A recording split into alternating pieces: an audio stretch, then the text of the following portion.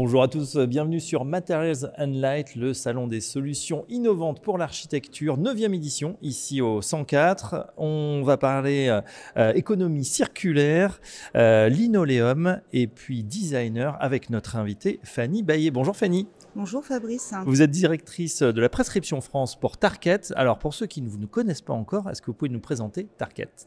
Oui, bien sûr, avec plaisir. Donc Tarkett, nous sommes une société française. On existe depuis 140 ans. On est expert dans les solutions innovantes de revêtement de sol, de murs et de surfaces sportives. Et on fabrique des matériaux différents comme le PVC, le linoléum. J'expliquerai peut-être après la différence.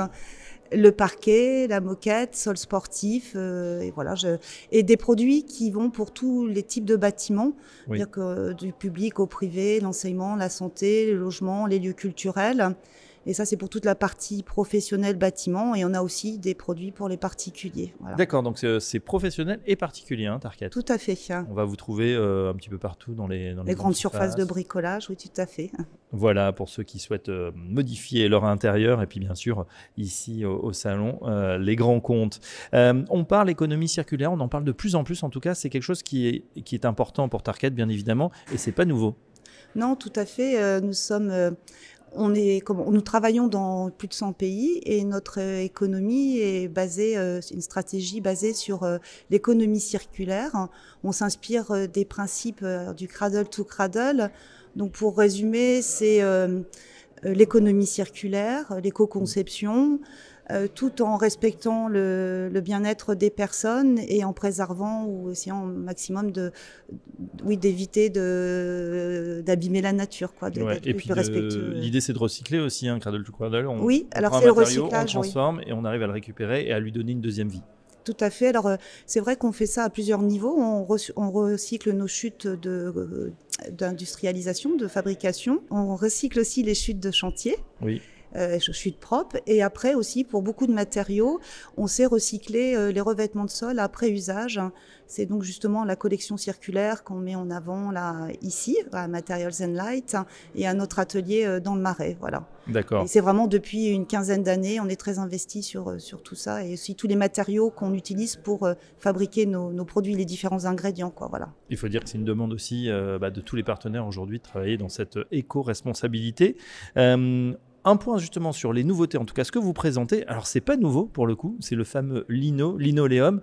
Expliquez-nous pourquoi vous ressortez d'une certaine façon ce matériau. Oui, alors c'est vrai que c'est un revêtement de sol qui existe depuis 1898. Donc c'est pas nouveau, mais donc ce qui est nouveau, c'est qu'on a de plus en plus de demandes pour ce matériau qui est alors un matériau biosourcé. Hein.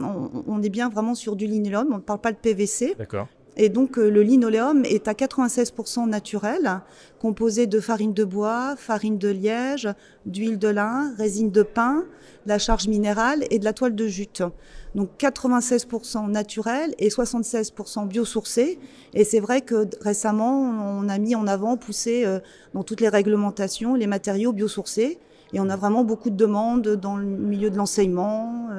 Et c'est aussi un matériau noble qui existe depuis longtemps.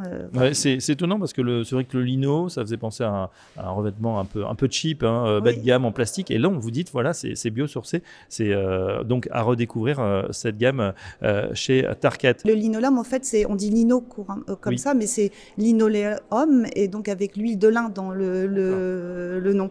Et c'est vrai que ça a été cheap parce qu'à un moment, quand ça a été lancé au fin du 19e siècle, ça a remplacé des matériaux plus nobles, le bois, le carrelage qui était onéreux, et le linoléum est né comme ça. Voilà. D'accord. Bon, on est sur un linoléum alors 2.0, mais en tout cas qui garde toutes ses propriétés et notamment biosourcé. Un petit mot justement du design aussi. Vous avez fait appel à la designer française Constance Guisset, voilà, pour aussi jouer entre guillemets avec vos matériaux. Oui, tout à fait. Nous avons actuellement une exposition à l'atelier Tarkett, dans le Haut-Marais.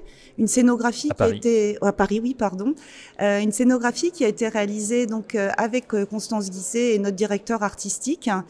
On l'appelle Play. Il y a déjà eu plusieurs éditions. Alors là, c'est avec Constance Guisset et on met en œuvre tous nos revêtements de sol parce que c'est vrai qu'il faut jouer, mélanger les matériaux. Dans des bâtiments, on a différentes zones et des matériaux adaptés à chaque zone. Et c'est sur le jeu, play, parce que c'est vrai qu'on est actuellement dans une période, le rugby, bientôt les Jeux Olympiques. Oui. Donc si vous passez à l'atelier, vous pourrez jouer au basket, faire un peu de ping-pong, du toboggan.